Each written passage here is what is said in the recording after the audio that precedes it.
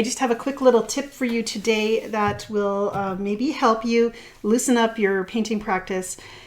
And it's a suggestion for something you could do when you're leaving your studio or painting space, and knowing you'll be back in a few days or even the next day. And that is, leave a little paint on your paintbrush. That sounds totally wrong, and maybe you're cringing at that thought, but this morning I came into the studio, I had this little painting that I'd started my first layer of, and I'm really trying to paint it empathetically with this beautiful connection to the season, the time of year, the colors that I saw on my walk yesterday.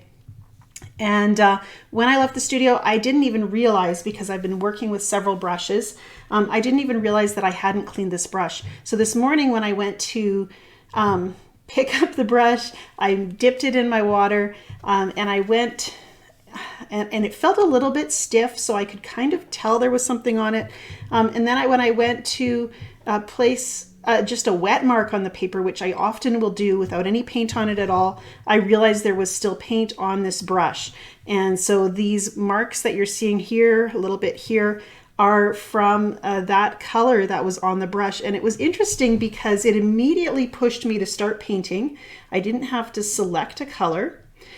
Because it wasn't a ton of paint, it gave me a consistency or a quality of paint that was not as intense as if I had dipped it right in my palette. This is actually Joseph Zbukvik's Cool Gray from Daniel Smith.